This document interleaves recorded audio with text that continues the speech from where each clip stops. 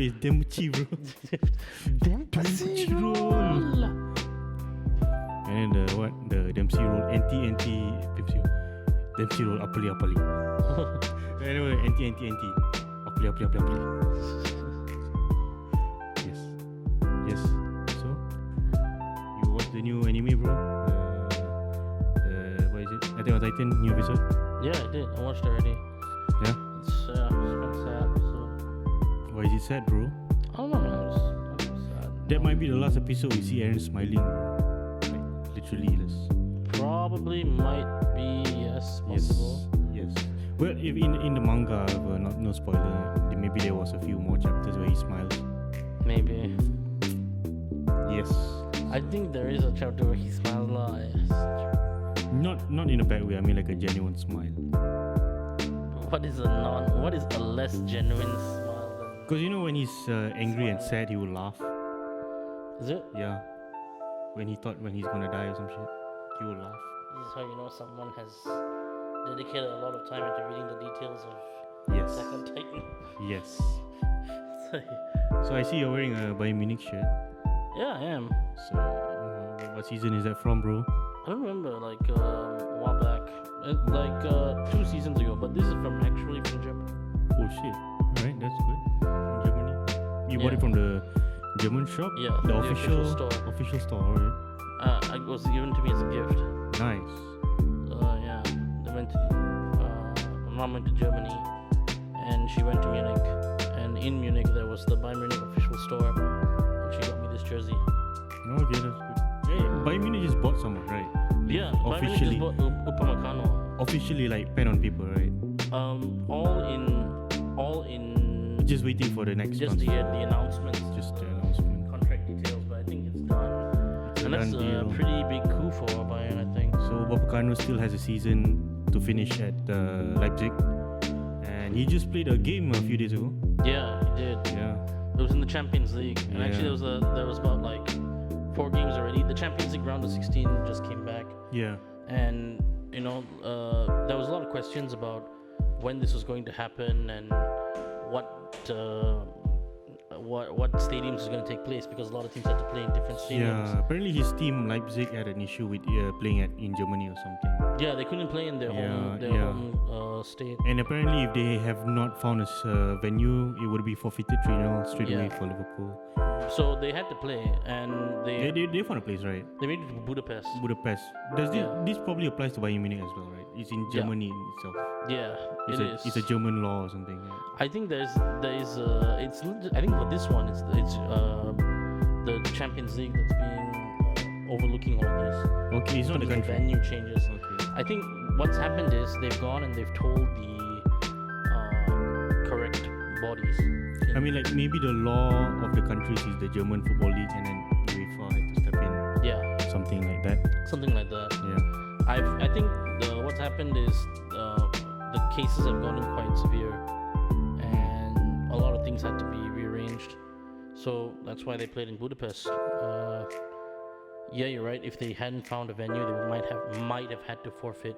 No, I think it's official. They will forfeit. They would forfeit. Yeah, 3-0 straight away.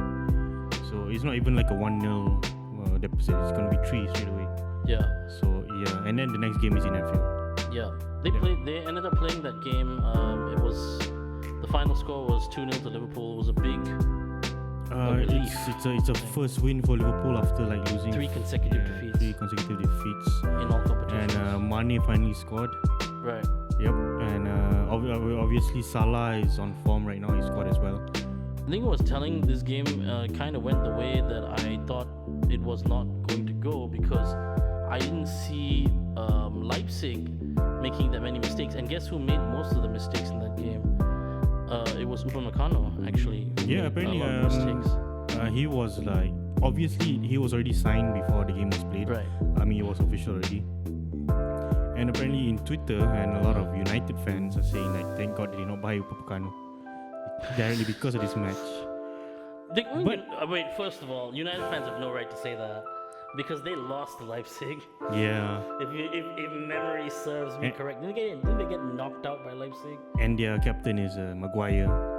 Maguire's been talking a lot recently, huh? Yeah. Like he can't keep his mouth shut. Like, oh, I'm told the referee Liverpool made the referees go against us. Like, what the hell? Yeah. Like, what does that mean? Like, what? Haven't we've had like goals chopped off this year? Yep. And bad decisions. I don't understand what Harry Maguire is on about. So I mean, look, Dayot Upamecano is a fantastic defender. This only proves that great players make mistakes. Yeah. You know, it happens to the best players. You know, they're bound to have mistakes. I think Upamecano is a serviceable enough defender that Bayern Munich of all teams, you know, have said, you know, this guy is going to be our next center back. I think he's a direct replacement for David Alaba, right? Yeah. I mean, I guess that's what they're looking at it long term. Yeah. I think it could go Alaba, Boateng, one of those guys. Boateng is probably out. He's already old. But Alaba, has he already signed somewhere? But he's probably leaving. Yeah, I mean, not yet. He hasn't signed anywhere yet. But he is on the transfer list. He's on the list, yeah. Yes. I feel maybe I feel like Upamecano was brought in to kind of transition into the next centre back they're going to keep there for the next 8 years or something. Yeah, and obviously it's a German to German transfer, so it's much cheaper compared to like if it's going to be going to just Bayern Munich. Just Bayern Munich taking the best players in the Bundesliga as usual. Yeah, I think that's just a Nothing German new thing, there. right? If you notice, like if German to German clubs, it will be much cheaper. I think it's some financial law in Germany. I think. I don't know about that. I've heard about it before. It's just the way the German clubs are structured, right? It's like I think like if had they bought Timo Werner or Kai Havertz, they would not pay the same price that Chelsea paid. I don't agree with that. I think that the way the deals are structured, they're done in such a way that if you're going to sell to Chelsea, you're obviously selling to one of the biggest financial powers in world football. Okay. You know what I mean? But if you're selling it to, I guess they're more lenient, lah. and it also depends on how much the player wants to go there. I think Timo Werner is sort of that guy that would probably say, I'm not going to move to Bayern Munich, you know, unless that's the only option I have. And they give a substantial offer, you know what I mean? Because he wants Leipzig to financially recoup some value for him, right? Yeah, okay. So right. I think that's something into it. It's not like they could. I mean, some players have gone the other way with it. Some players have gone, I'm gonna run out my contract. I'm gonna be an ass, and I'm just gonna move. That's also a very typical Bayern Munich thing to do. Yeah, well, you know. And Juventus. We'll be talking about Juventus in a bit. But in terms of the team that played yesterday, Bayern Munich is what it is. Yes. You can't argue that in terms of footballing wise, they're probably the most dominant team in Europe right now. So same can't be said about Leipzig at this moment in time. Yeah. So apparently the take of that match is that apparently Upamecano was the weakest link right in the defense. He made some mistakes. He made quite a few mistakes. It was quite shocking because coming into this game, they had won 4 games on the bounce, and they were like they're doing second in the Bundesliga right now. Yeah, they're in the race. Form-wise. I mean, like maybe in a way it got into his head that he's being sold next season. Maybe. I mean, because I think the announcement just happened like a day before the game. In a way, Yeah, it happened the day before the game. Yeah. And so maybe he had no time to recoup or something. I think also it came to the fact that they're playing in an environment they're not used to play. Like they're playing in Budapest. So the thing is that you're playing a team and let's just make it clear that they are playing a Liverpool that's very demoralized right now. Ultra demoralized. I thought that worked in Liverpool's favor more because if you think about it, the way that both the goals were scored was misplaced ball. The passes were a bit askewed, and what happened was Salah picked up the ball in the enemy's opposition and scored straight from there. The Mane goal similar. Both goals, Liverpool's midfield, I think showed more bite and fight than they have recently. Like I thought the Wijnaldum, Curtis Jones, and Thiago midfield was very good. They were very effective. I mean, like Curtis Jones playing, I think is the reason why Henderson is still at centre back. You think so? Yeah, because obviously Curtis Jones is being groomed right now to be taking the mantle soon. He's a starter. Like, I mean, he's coming in now. I think there's a legit argument that you could start him soon. I think I'm not a big fan of Henderson playing in the back, but we had to talk about why Henderson's playing in the back. And Jones is one reason, and the other reason is we want to utilize long passing. Yes. I think you saw that, and I think everyone has seen. Yeah, okay. Kabak made a mistake against Leicester, right? But in this game, I thought he won all the aerial battles. He won a lot of headers. He was moving the ball, and he was brave. Like, he took the ball all the way down to the opposition half. And that's the kind of defenders that we are looking at. If you look at the DNA of our defenders, Virgil van Dijk, Joe Gomez, Joel Matip, all these three guys can take the ball and move into the front. You know? Yeah, especially Joe Matip. Exactly. He definitely goes in front. And Yeah. he assists here and there. That's exactly what I'm saying with Kaba, who I saw yesterday. What I saw from Kaba was he's brave. He knows how to hit passes. You know, he's good with the ball at his feet. You know, and given the chance, he got a yellow card. Yeah.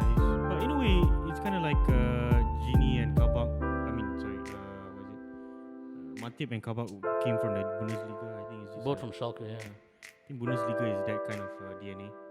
Right. Yeah, like going forward centre backs.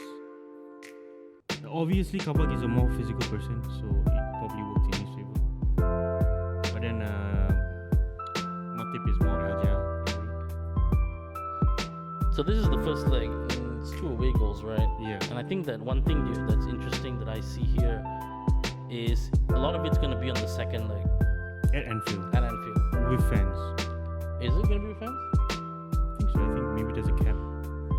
Okay. 2,000, I think. But in a way, it's still Anfield, you know. It's still a fortress. Just ignore the fact that they just lost Those are 3 the famous last words there, man. I mean, in Europe, you know, Anfield in Europe has always been different than Anfield in the Premier League. yeah. I mean, over time, history has said that. Yeah. Like, we've seen a lot of good matches in Europe. Yeah. But I still would think that Liverpool need to be careful here because even though there wasn't like glaring mistakes and stuff like that, Yeah. and it's great to keep a clean sheet, I still think that Leipzig are the type of team that if they get their wingbacks to perform better than they did yesterday, Yeah. and a lot of the reason why Leipzig was not very effective yesterday was Trent.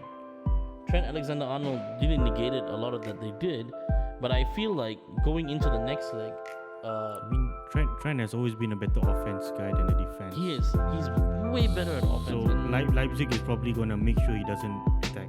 I think, yeah. Yeah. I think they probably will look to try and neutralize him. more. As they say, offense is the best defense. Yeah. Yeah. I thought another thing that's interesting about this game is there was a lot of question marks about Mohamed Salah. There's been a recent kind of like chatter about Salah and how people are saying that Mohamed Salah, is he worth it? Is he not worth it? Should they sell? Should they keep? How important is he really? I think in this kind of game, it just sets the tone when he scores early on like that. Yeah. It really does. I think he has to be like an early game changer. He does. Especially in the form they have right now, you know. Yeah. Especially in that form. He has to. And he's been our most consistent scorer like over the last 3 seasons. Like you cannot argue the point that if he had been playing for any other team, you would be saying that this guy is one of the best scorers in Europe. Yeah, that's true. But then again, like, it's still, you can't really depend everything on him, you know. He scored the first goal in the Leicester game, and they still managed to, you know, lose that. They get trashed in that game. Yeah. So in a way, it's still like, in the end, it's still a team game. I would argue that was a lapse of focus towards the end of that game, where about for a good 20 minutes in that game, we were just garbage. Yes. Absolute garbage in that Leicester game.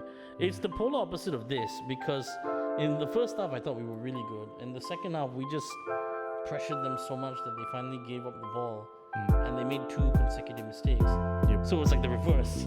We took our chances in that 20 minutes of the game, and in the other game we literally fell apart in 20 minutes of the game. Okay, one thing interesting about the Leipzig formation is that they don't really have a wing back. They played 3 in back. Yeah. So they had Angelino though and Tyler Adams. But they were already in front. They're not really behind, you know. So I don't know. Maybe they have to change that somehow. But Angelino's been one of their biggest offensive threats from a Leipzig standpoint. Yeah. You've seen him because score. In a way, in that match, they were very much defensive. Right. Those wings. Right. So what I'm saying is that they have to be, you know, especially Trent. I think you need to be defensive against Liverpool if you want to win. Because if let's say Angelino and Adams are not pulling back and covering their end, you've got Robertson and then you got Trent, and these two have shown like you slack off, they will find a way, because like most of the time we've seen a lot of the games that Liverpool have lost recently. The wings have been crowded. It's been no space for the left back and the right back to utilize. That's been a problem actually, if you've noticed. But Leipzig Leipzig tried to defend them a lot, but just Trent turned up today, so that was the difference. Yeah, okay. That's a good point. So obviously Mane scored. That's going to be very good for his. I think he scored for like a few games. He's only scored this game, like recently. I mean, before this, it took him a while to score. Right? Yeah, I think Tottenham was the last game he scored. That was in December, bro. Yeah. Something like that. So what do you think about Mane's form? In a way, this has to. Obviously, his form is quite bad compared to like previous seasons and all that. I don't know. I think he will go in the next league. Probably motivated. It all depends on the next Premier League game, obviously. Right. So Liverpool right now, it all next depends. Premier League game is Everton, by the way. Yeah, I think of all teams, it's Everton. Liverpool's what determines their form in the next Champions League match is determined on the next Premier League game. You think so? Yeah, for me. I mean, I don't know. Like for Champions League is important to have the form. I agree with you that maybe because let's face it, right? The Champions League is like the only attainable trophy remaining, and I say that with caution, because I mean, like to be fair, we didn't expect to win. Liverpool did not expect to win the Champions League a few years back. I'm not gonna jinx it, but we can still be competitive. Yep. But we still not need to get past each team as they come. Like Leipzig and Anfield, given our recent record at Anfield, is kind of an interesting proposition. Yes. The good thing is that we have our European home record that we can sit back and. Not only that, it all depends if there's no injuries. That is all we're worried about. Their new signing, Ben Davies, just got injured. But he's on the team sheet. He was on the team sheet, but he's not match fit. Like he's not match fit, yeah. So in a way, I do think that he can make a comeback. I think he will be featuring soon. So we have to be careful there. And I love Ox playing. He came on quite late, but he made an impact. So yeah. So what do you so if we're going the second leg, let's say, what do you think the chances are in that game? I see a 0-0 draw. 0-0 draw? Or a very close win for Liverpool. I would take 0-0 draw. I would take that. It's not going to be a high margin score. I mean, the good news with a 0-0 draw is at least our boy Alisson get a clean sheet. Yeah. And that's wonders for his confidence. We need all the help he can get, for him, especially on clean sheets. Yeah. I think Leipzig is an interesting team. Only because I don't know how they're gonna line up each week. Like I have no idea what the next lineup is gonna be. Especially the formation, I really have I don't know. I mean, this game they had Nkuku and Olmo pretty much carrying the attack, and we know Sabitzer is a good player. Leipzig's Sabitzer is probably their playmaker in that midfield. He's very much the drive forcing for them. So it's interesting. I think 0-0 is a pretty respectable score. Yeah. For the next game. Maximum 2-0. Yeah, for me. Not going to be a high margin score. Right. But I do see a clean sheet for Liverpool somehow. Let's hope so, huh? So we're going to move on to the next game. I think this game is probably the biggest game that's been played so far out of all the games. And it had a lot of talking points. But we know that PSG turned up at the Camp Nou and pretty much demolished them 4-1. At No Camp. At the Nou Camp, yeah. So Barcelona got trashed at No Camp 4-1. Yes. And the biggest highlight of this game is obviously, we're gonna keep our eyes on Messi no matter what, right? Right. He's got a penalty, but he was overshadowed by the next big thing, Mbappe. Right. Hat-trick. Kylian Mbappe hat-trick against Barcelona. And he was fast, Yeah. And another guy that scored is Moise Kean. He's on loan from Everton. I think they're going to sign him. I think PSG is going to sign Moise Kean to a full contract. Yeah, I mean, honestly, he had a pretty good season this year. Yeah, he's been pretty good from where he's been sitting. It's only a matter of will they actually give profit to Everton or will they try to hardball Everton? I think either way you can do it. Yeah. Because I think either one, Everton's the kind of team that wouldn't mind like selling players at this point. Yeah, and come on, like Moiskin is a huge upgrade from Choupo-Moting. If you Yeah. think about it. That's true. Yep. And Choupo-Moting is in another team now. Yeah. Wasn't he in Bayern Munich? Yeah, he's in Bayern Munich. Oh, He's like, Jesus Christ. how is he? Well, He's okay. one of those anomalies in football, like Yeah. that I think like Divock Origi's similar. Before Origi has not had a surprising signing, you know. this Choupo-Moting out of nowhere just signs for everyone. So we all know what happened the last time PSG scored 4 goals against Barcelona. Yes. Right? History is not kind to PSG with this specific result. Because the last time they scored 4, what happened the next game? Aggregate was 6-6, I think. I think it was 6-5. 5 or something. Wasn't it Barca away scored goals? 6 goals basically. Yeah. They won 6-1, I So, think. yeah. In the next game. Just crazy. They just got Obviously, smashed. but then again, PSG is obviously coming on a high last season, coming in second, runners up. So they really have to make it a point that they have to win it this year. You know what I found interesting about this game? I think number one, I thought Messi was very aggressive in this game. I thought he was very, very Yeah, I think at on one point. point there was a picture of him trying to freaking just grab Mbappe running, yeah. and he fell. Like, no, you don't see Messi defending like that. And I the way mean, he took his penalty against Kayla now was vicious. yeah, Like that's a vicious penalty, man. Like the way he put it like right there, and he's like he literally looked at Kayla Navas and says, "Oh hey, I know you. Like I used to score against you like for fun. yeah. Yeah, you all thought I was dead. Well, f you." And he basically smashed the penalty in there. Another talking point is apparently I heard, don't quote me on this, but apparently Griezmann had a fight with the backroom staff or something after the match. Griezmann. Yeah, something like that. Don't quote me on that, He's but something is wrong somewhere. something is wrong somewhere, but yeah, like But then again, I think it's not really because of this match. I think this match just broke the straw. The camel's back. I think it's accumulated over time for Griezmann. is it accumulated? Yeah. I mean, given the fact that they're playing under Ronald Koeman, and given the fact that the team has pretty much been in turmoil for a lot of this season, they've had some promising things, like for example Pedri, their young star, getting more starts, more involvement into the Barcelona game. They had their right back, Serginho Dest, the American. Yes, yeah. He's getting more games, Langlet and PK at the back. The problem with PK this, is already quite old, yeah. In a way, can't deny that. I mean, you want to talk about PK is old, Busquets is old, But then we've said this before, like they're old, right? I just don't know. In this game, what I saw was they started off well, but then they just lost the important battles in the field.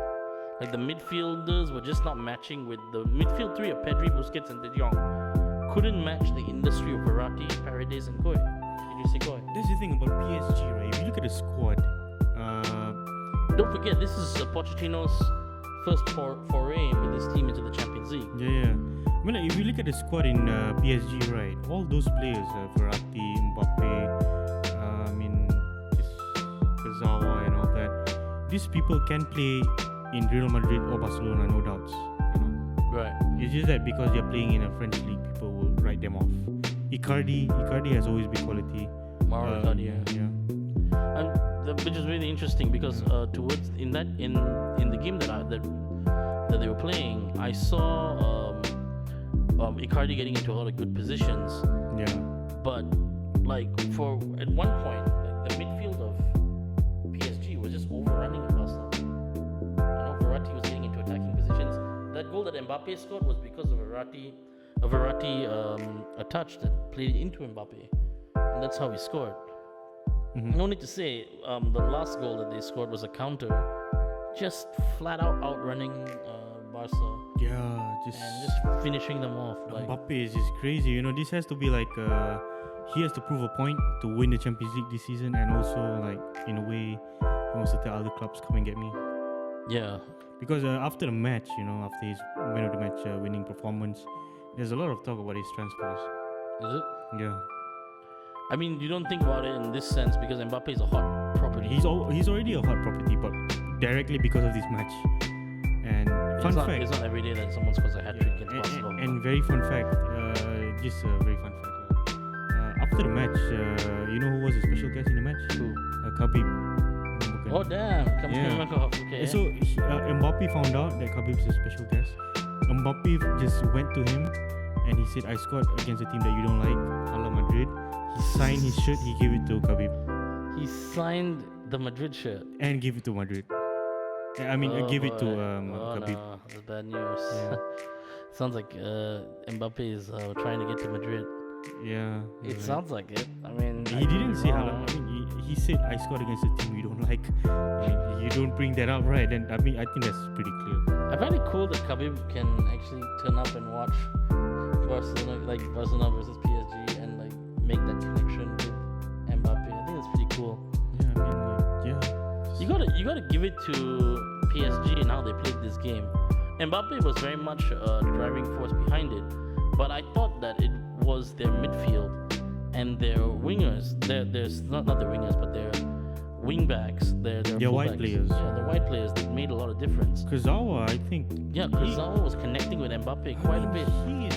I mean, in terms of French football in the French league, he is way better than Mendy.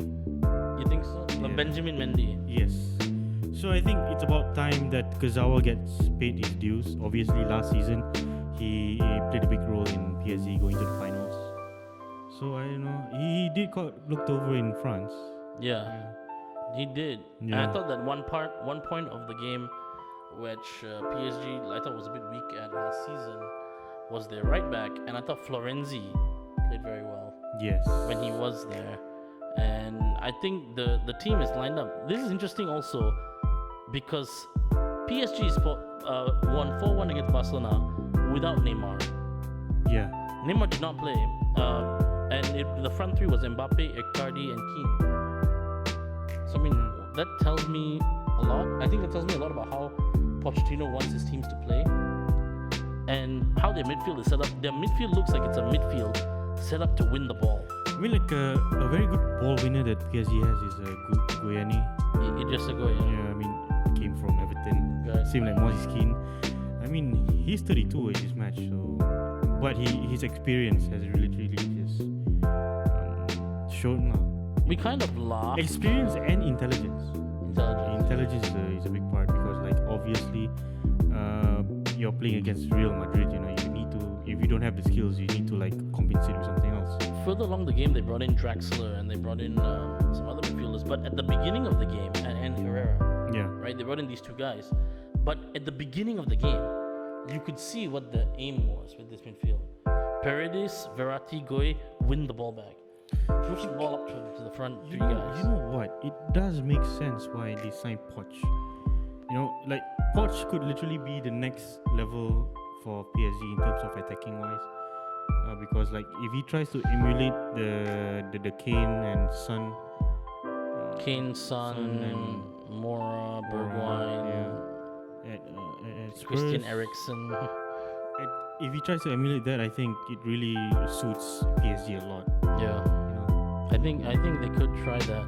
Yeah. I also think that they have very unique players here. Obviously, Icardi, I'm not saying he's as good as Keane, but he does drop deep a bit. Almost like he's a Keane-ish kind of player. Right. Kane-like.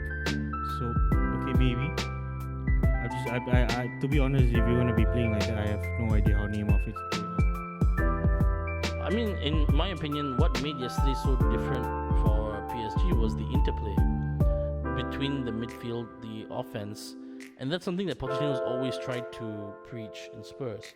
Mm-hmm. He wants their midfield to connect and kind of interplay with each other through the middle rather than going around. If you think about it, Neymar is not a pure winger in that sense. Yeah, he's always been more of a pseudo forward / inverted winger. The kind of guy who can cut into the box and create situations, be creative, holding the ball and then pushing it into the main area, like that creative style of play. Yeah, but the thing is he's been injured quite a lot of times. No, I mean, he's been injured, but I'm saying that I think how he fits into this team I mean, that way. But I mean, like, what I say is not because of saying that you think his body needs to adapt to a new thing, to a new style in a way, Hard to say. like a proper forward or something. For all the stuff we say about Neymar, he takes a lot of hits. Like, That is true. he's the target because I mean, when you even hold the even his ball- dives is very very physical. Yeah, there's that. Like that rolling on the ground, that takes physical, you know. It's that old adage, right? It's that old adage where people often say, if you want to beat Messi, you gotta be physical with him, like, you know, try and push him off the ball and all. So people have that sort of thing with Neymar, is like, oh, we just need to agitate him so much that until he gets like really annoyed or something, you know. That's how people sometimes look at a guy like Neymar, and they try to over physicalize him. But when he's played, look, Neymar is a world class player. The only thing about Neymar, I feel sometimes, is that he has these lapses of when he's in the game, he's in the game, right? But he has these times when he just wastes the ball, like doing what, I don't know. Like, he has to be more aggressive with it, and I think that Pochettino's there to try and make him understand. Look, if you're stuck with the ball, interplay with your teammates. You know, build the same kind of rapport you built with the Suarez and Messi in Barcelona. You know, feed off that and be the leader of these three guys. Because that way you can see Mbappe, Neymar, and Icardi playing off each other. Yeah. I think that's what he's trying to do. Of course, we don't know if Mbappe is going to stay long enough for him to do that. Yeah, in a way, that's true. So there's that. Like, we don't know that. Obviously, Moise Kean is gonna be the future for them. Still a young guy. He's still young. Yeah. He's still young enough that you can build something with him. Yeah. But I think you can see, like, from the back, how this team set up. It destroyed Barcelona yesterday. Because they were overrun most of the game, and I thought that, you know, it was Barcelona's the kind of team that throughout time loves to build from possession. I don't know what kind of style Ronald Koeman is trying to make them play now. Apparently, he's trying to make them offensive in a way, but they're not offensive at all. It's this whole thing, right, with Barcelona. My next big question about Barcelona now is they have an opportunity to turn this around, honestly. They have to score four or five goals in France and not letting any goals, but they have an opportunity. So, but then now you need to ask the question: can they do that? Do they have the same explosive impact they did when it was MSN? You know, back when it was Messi, Suarez, Neymar. Now they've got what do they have? G or GMD? I don't know. Like, what? I mean, my biggest question, and the question that was asked on ESPN the other day, was: is it worth hanging on to Ousmane Dembele right now? Is it worth it for Barcelona to do that? He's not getting any younger. He's 23. Surprisingly, he's 23. Yeah, but he's not getting any younger. He's already like, you know. I get it, but is he gonna be the guy that picked too early? You know, in a way. Could be. Yeah. A lot of it's not his talent. I think, like, physical skills and all that, not his talent. He's been unlucky with injuries, yeah. That's one thing. Is he consistent enough? Because people's biggest hit on Dembele is that he's not consistent enough, and his attitude as a footballer is not desirable. That's almost like the same issue with the Griezmann as well, right? Right. Griezmann is not living up to his potential. No, but then with Griezmann, we sort of know that Griezmann, if I put him in another system, he probably benefits more. Yeah, okay. So Griezmann is more on a system kind of guy. Yeah. System issue, but I mean, how about for? I mean, Griezmann's won a World Cup. Yeah, with Giroud in up front. I mean, still won a World Cup. He won a World Cup with Giroud up front. So okay, it's the system, bro. I mean, he had Pogba, Kante, but my point is that he's won a World Cup. He's won the La Liga before with Atletico. No, he wasn't. He was on that team. He was in Sevilla. Right. Okay. Fine. But He's won it with Barca. Yeah. He's scored consistently with Atletico. Okay. You know, he's been a talisman type player. We know what Griezmann brings to the table. It's just, does your scheme allow him to fit into that style of football? Is the question. With Dembele, he gets injured all the time. He's not consistent. He's very on and off, like, you know. So is it worth hanging on to him? I don't think they're gonna get as much money as they paid for him. But other than that, financial issue, I think right now, not as a first teamer. You don't think so? No. I mean, as of now. I like how we have these two guys, right? We have Mbappe and then we have Dembele. And one guy is pretty much ripping things to shreds and is probably the poster boy for the golden generation of football that's coming up right now. And the other guy is just something's up with that and it's not happening for him. Dembele, his potential, you know. Yeah. So, I mean, we're looking at it now. This ended 4-1. It was a big game for Barcelona. They kind of wet the bed with it. What do you think about the next leg? How do you think they're going to do? To be fair, I think PSG is much more hungry right now to win it. Right. And they have all the players and skills, obviously. To do so. I think the system itself. And the experience of last year. Yeah, coming out on a high. And I think a change of system for them with Pochettino coming in will benefit them a lot. So you think it's pretty much over for Barca? Yes.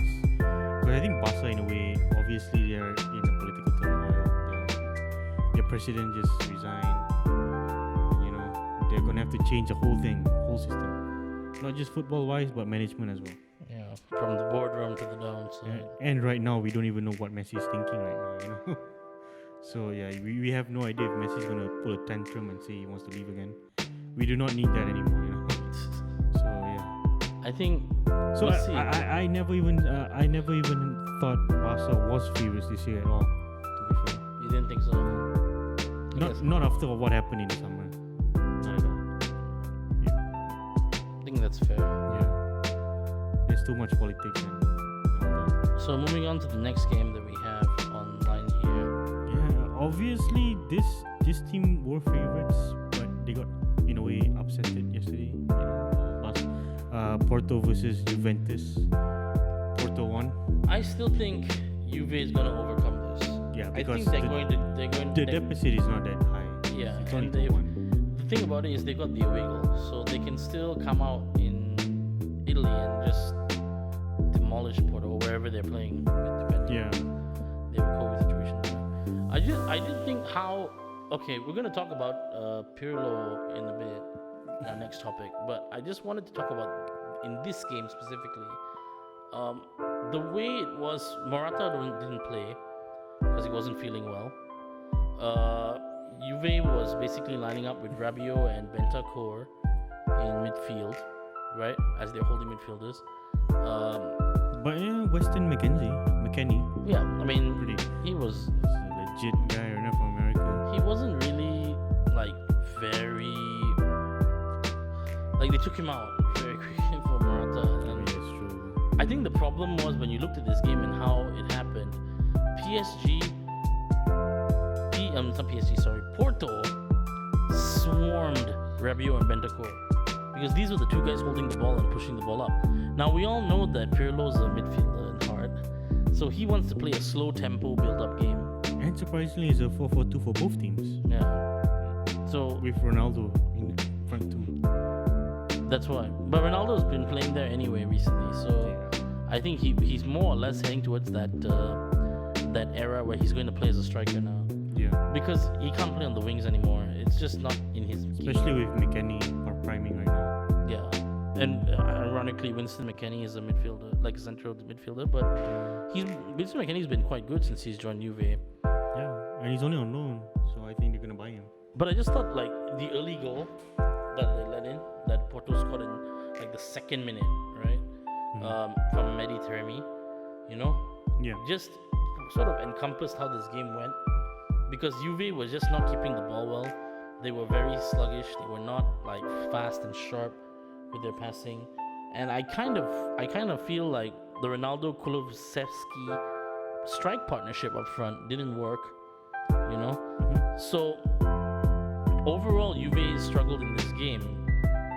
Despite having chances and possession, Porto just hit them in the mouth like very quickly. Second minute, then at the other end of the second half, Marega scored, and It Marega was an played early very goal as well in the second half. 48 minutes. Yeah, it was like near the 46, 47 minute. So you can tell like straight away, like they pressed them, they harried them, they made it tiring. You know, Porto should have scored at least 2 other goals, but you know somehow Juve held on. Chesney played a pretty good game. Yeah, they did. And Porto basically surprised Juve in this game. I still think Juve can turn it around. I think the next game they're gonna take Porto and they're gonna win. They're gonna beat Porto.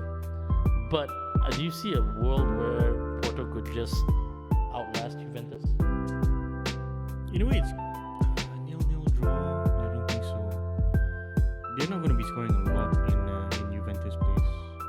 In the old lady tour. Yeah. So I'm not sure about that. If they are going to win, it's probably going to be like a 0-0 draw. That means defend like hell. Yeah. Yeah. I mean, in general, they did such a good job, right? Yeah. But like, we'll see how that lasts. Obviously, you know, Juventus is a very strong team this year. Obviously, they're a strong team, but they're not doing well at all. They beat Barcelona.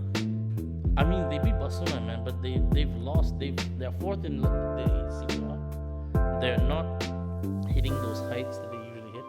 They lost the last game against Napoli. They came here. It's kind of like a Liverpool syndrome in a way, except Juve is more in transition. That is going to be pretty bad if you don't win the league this year. They won't win the league. I don't think they're gonna. It's going to be like the first time in 9-10 years. Yeah. They not win the league. That's pretty much a loss of dominance there that I think people are missing. You know? But of course, from the Juve camp, they're saying it's Pirlo, it's transition time, we're taking our time. We're probably this year we're gonna be like not in most of these competitions, so it's like you know. But I mean, against Porto, I think they can turn it around next game. Yeah, I think they should. For me, I don't really see Porto winning it. The only way they're gonna win it is gonna be a 0-0 draw. Maybe 1-1 draw. They have one away goal. Actually, a 1-1 draw would be good for Porto. Yeah. Like that would be. I could see that happening. Yeah. So quickly moving on to the last game that happened in the Champions League yesterday. This game ended in a way that I knew it was going to end, but the scoreline makes it seem like it was a close game, but it was not a close game. It was Sevilla 2, Dortmund 3. Yes. Obviously, the golden boy Haaland scored a brace. Okay, now I'm gonna go into my Haaland appreciation rant. Again. Okay. You see Erling Haaland yesterday? The guy is amazing. Erling Haaland is one of the best young strikers in the world right now. He's probably number 2 to Mbappe. I think those two can compete. You see him play? You see the guy? Like literally everything he does has a purpose. He's strong, he's fast, he reaches the ball, he dominates. Muhammad Dawood's goal that Dawood scored, was from Erling Haaland. Mm-hmm. You know? Not only that, one thing I like about Haaland is he practically scored against every team in all countries. He scored against England, Liverpool, he scored against Germany's team, of course, Spanish teams. I think he scored against the Italian team probably, right? You mean Napoli? I think Napoli. Yeah, I think he scored against Napoli as well. So yeah, he's pretty diverse. I think Erling Haaland will have no issue going to any league in Europe right now. I think this discussion is going to happen. Yeah. I think this discussion is going to happen this summer because you've got Erling Haaland and then you got Mbappe. Both guys are currently kind of up in the air when it comes to the best strikers in Europe, right? I think there's no argument, right? If you got Lewandowski, Benzema, then you got these guys. Yeah. If I'm wrong, I don't know. Like, what do you think? I mean, your last one was what? Benzema. You got Lewandowski, Benzema, and then these two guys. Of course, Luis Suarez is up there somewhere as well. But you know, I just think these two guys are carrying their teams. The thing is, these two guys are the future of the Benzema is not going to be priming anymore. Yeah. Suarez is probably in his last years. So he is going to be the future. He is the future, you know. It's just interesting to me now when you look at Dortmund, how they are. They've got a lot of nice young players. Young players that they groom from youth team, right? Yeah, and their team is very robust. Then when you compare it to a team like Sevilla, on the other hand, Sevilla, we know what Sevilla is all about. They get into the Champions League every year the same way. They win the Europa League, and but this time around they can't do that because they're in the knockout stages. Yeah. So this was the first time in a while that they've been in the knockout stages, and what I saw from them was Suso scored the first goal of this game, right? Quite early on, right? Very early on. But what I saw was that they didn't go for the second goal. They sat back and they thought, let's see what Dortmund does, right? Dortmund killed them from then on. It was like not even close. You can't be playing that risk, especially when the other team have Haaland. Haaland, Sancho, you know. Sancho, I think, give an assist. Rios, you know. Emre Can or something like that. Like, you know, I thought like this team. I mean, like this is a team that didn't have Reina playing. Didn't Reina wasn't playing? Yeah, I mean the next leg, if Reina plays, it's gonna be very dangerous. I know you're a big fan of Reina, you know, but like I don't even think they needed Reina today because that's true. Yeah. That entire team was just on point. When as soon as they let the first goal in, they were like, okay, you know, take us. They took the ball, gave it Erling Haaland, and said, "Take us to the promised land, son." Yes. And he just beat the shit out of him. I mean, the only weakest link right now in that match itself, in my opinion, has to be Hummels. Only based on the fact that he's in his later years, and he's always a slow guy in general. But being old and slow against, I think that's how Suso got a goal. Like they really like took advantage of Hummels' slowness. I think that's very much a double-edged sword because you need an experienced guy. But he has intelligence. There's no doubts.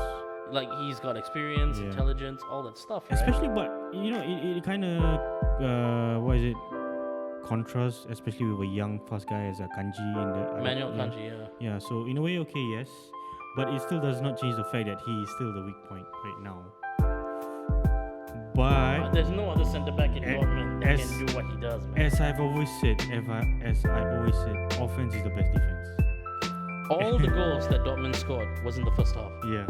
In response to the Suso goal, Suso scored in the second minute, and then basically 7 minutes.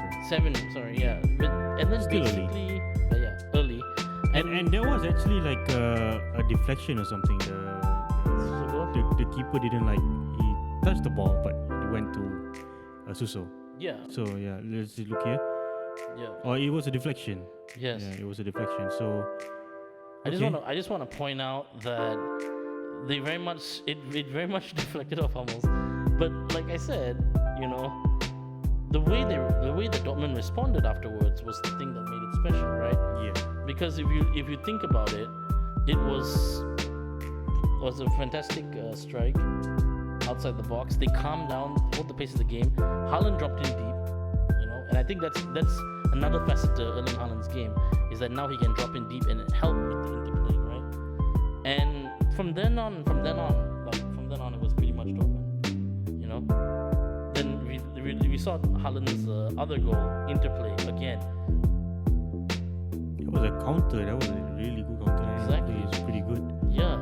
And Haaland actually came from deep. You know, he came from midfield. I think that's what I'm saying. He's playing deeper now. Yeah. And that's incredible for a striker to be that multifaceted. He's not waiting for the ball up. He's not expecting the pass to come to him. He's not like those Bovutov type poacher. He's not. He's not trying to sit and feed off the thing.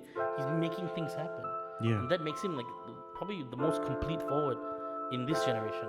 Especially in this generation. Exactly. Yeah. Like he's not expecting things to come to him, you know. As I've always said, he might be the next closest thing we get to Zlatan. Yeah. Very much the possibility here. Yeah. So I've gloated about Erling Haaland enough. Dortmund are a good team. Sevilla got a chance in the next game or what? For me right now with Haaland's form, doesn't know. Even if Sevilla takes advantage of Hummels and scored 3 goals, that does not confirm that Dortmund will not score 4. Sevilla won the Europa League last season. Right? They won the Europa League. Again. Yep. They won that because they're so solid defensively at times. They're not a very rah-rah Brazilian guy. Carlos Diego or something. Yeah, Diego Carlos or something. And the other one is Condé, Julian Condé, who everyone wants. He's a small French defender. Obviously, another guy is they got is Rakitic, but Rakitic is already old. But I'm just saying like that 30 that years. team built their winning ways last year Yeah. through defense. Now stuff has happened. They're not. I feel like in these knockout stages, we're gonna see what they're really made of. And I think the next game they're gonna be playing in Dortmund. They're gonna face. Well, I don't know if they're gonna face the yellow wall or not, but I think it's a German team. I think they might not. I don't know. I think it applies to all German teams. yeah, But don't quote me on that. You have yeah, to check. we have to check Yeah. and see. Anyways, we're gonna be case to case for the next leg. Anyways, Yeah, that's yeah. in March. Yeah. So I think Sevilla, now Sevilla has a problem because they need to score. They need to win 1-0 in the next leg for them to go through. No, sorry, they need to score 4 goals in the next leg for them to go through. Yeah, because Because Dortmund has 3 away Dortmund goals. has 3 away goals. Yeah. Even if they, like I said before, even if they score 4, that does not guarantee that Dortmund won't score 5. Again, that's the danger, right? So you're asking Sevilla to do something that's outside of their element. Yeah. Can they win by that margin? Yeah, And yeah, then yeah. you know, I don't think so. I mean, like if they defend too much, if they focus too much on Hummels as the weakness, they might lose focus on Haaland as their threat. You know, Yeah. in a way. Look, I don't think Hummels is their weakness at all. Mm-hmm. I mean, you're right No, I in mean, saying that it's not- if it's you're not going to weakness, score, but- you're probably going to be able Yeah. to out physical the guy from there. I'd rather choose Hummels than Akanji. You know, Yeah. I mean, yeah, but Yeah. I mean, so that might be a weakness. Yes. But I think the team's midfield attack combos are too strong. Then again, Emre Can is there as a defensive midfielder. So. He's there. He can play multiple positions. Daoud's there. Bellingham's only 17. The guy is like insane. Mhm. He assists at the moment. Yeah. Sancho, Royce, let's just say he got injured. No problem. Reina is there. Reina, Yeah. you know, they basically start all the way, and then they've got Erling Haaland, Yes. which I think is GG. Yes. Have a good day, Sevilla. Kind Yes. of thing. I mean, the other way Sevilla could win is if they score 2 goals and don't let in any more goals. Okay, They in a way, need to if defend they for score their early, lives. if they score early, they have to kill the game. You cannot score 1 goal and park the bus. Yeah, Especially with a team with probably Haaland. not the good idea. Yeah, you cannot take that chance and park the bus. Not against Haaland then. You know, and he looks like he's always angry It looks like he's always hungry. and angry. Yeah. Yeah, that both of it, right? Yeah. So you do not want to park the bus. You know, if you're gonna go score 1 goal early, you might as well aim for 4. Right. Screw it. So that's our Champions League quick bit, guys, and pretty much the next round of matches, still the first leg. You got Lazio against Munich. Mhm. Then you have Defending Atletico champions. against Chelsea, yeah, and pretty much from there, Man City's gonna be playing as well. Mhm. You know, there's a lot of good Champions League games upcoming. Hopefully, there's not like too much of discrepancy where they play. Chelsea is gonna be an interesting one for me. You looking forward to that? This is the first one that Tuchel's gonna play. Yes. First Champions League match Tuchel's gonna play, and it's against Atletico of all teams. Yeah. That's gotta be the worst. Like, A priming Lico as well. yeah, a prime Atletico. Like this is like Atletico in their final form. Yeah. It's like They need that Champions League. You think about PSG hungry for the Champions League. You do not want to know how hungry Atletico is. Atletico is. Yeah. The Atlanta against Real Madrid coming up. It's very interesting. Atlanta has a pretty good front three. I'm interested to see how they form against Real Madrid. Yeah, that's in any other year I would say Atlanta don't stand a chance. Yeah. This year, I don't know. Like this is kind of open game. The front three is pretty legit, you know. Yeah. Yeah. Like it's So- kind of tough to say. I do see goals coming in. Yeah. I'm not sure if it's enough to win, but I do see it coming in. Then we got the Mönchengladbach against Man City game. Mönchengladbach manager has recently been announced he will join Dortmund at the end of the season. Mhm. So he's moving to manage Dortmund from Borussia Mönchengladbach. Yeah, so obviously he's just gonna milk out his Gladbach career. Yeah. I mean, if he can end it with a City win, that's pretty legit. Yeah, I mean City has been, but then again, Europe is a different case. For City have won 16 games in a row. Yeah, Bro, it's not a joke. Like these guys are winning every single that's game. true. But usually they'll end up losing in Europe. So I'm not saying that they will lose to. Doesn't Klopp, this end up losing in Europe? I'm not saying against Borussia Gladbach, Mönchengladbach, yeah. but you know. You're saying that it's gonna happen one day, maybe not today. It's, not like it's the same thing with like how Liverpool is different in the Champions I League. think I'm probably gonna have this conversation with you next week. Yes. But just like to round everything off. Okay, you know what? I'm just gonna say, Man City is probably gonna win the Champions League. Then what I you know- want to ask you is this the team finally? Yes. This is it. Yes. Right here. Yes. Man City is gonna win the Champions League. Because I've pretty been off form this season by having all my predictions wrong. So Man City is probably gonna win. That means they're not gonna win. Okay. A lot of things I said goes the opposite way. So what I'm gonna say is Man City is gonna win the season. Yeah. Yes. I mean, okay. Well, there you have it, straight from the horse's mouth. Okay. So currently, right now, for me, honestly, my prediction. You wanna give a prediction? Quick one, or is it too early to win? Which one? To win the Champions League? The winner of the Champions League? Yeah, too early. I think Bayern Munich gonna repeat. Okay. For me, it depends on the next game for me to make that That judgment. decision. So you wanna make Yeah, it next but week? for me, hungry in terms of hunger, the team that is gonna have to win it is Atletico Madrid, PSG. Atletico Madrid, PSG. Okay. Liverpool just for the sake of getting consolation. Can it even be a consolation if you win the don't Champions know. League? The problem I have is we don't have Virgil van Dijk. Yeah. That's a problem. Because they're playing a lot of good teams, man. Yes. They're all heavily stacked. Let's just say it's enough for Diego Jota to be fit. Let's just hope. As I said, I think that I've said this quite a lot of times this episode. Offense is the best defense. Offense is the best. I think I've said that like 5 times already. We'll put it on a t-shirt. Yeah. Yeah. So that's it for our Champions League quick bites. Tell us what you think about the predictions. What do you think is going to happen in the next game? Guys, what do you think about the games that just happened? Do you think Erling Haaland is the GOAT, next big GOAT of football? Do you think Mbappe is the next big GOAT of football? He's got a hat-trick. Yeah. For me, it's gonna be a conversation of Ballon d'Or race. Is gonna be Mbappe and Haaland. Haaland. You think it's going to be a two-horse race? Yeah. I mean, not gonna be 2 horse, but it's gonna be them. Them, I'm right? not sure who's gonna be the third, but I'm sure someone will come up. Someone, Yeah. eventually. Yes. So, yep, we'll see you guys on the fly. Don't forget to comment, like, and subscribe as usual. And smash that like button, guys. Yes.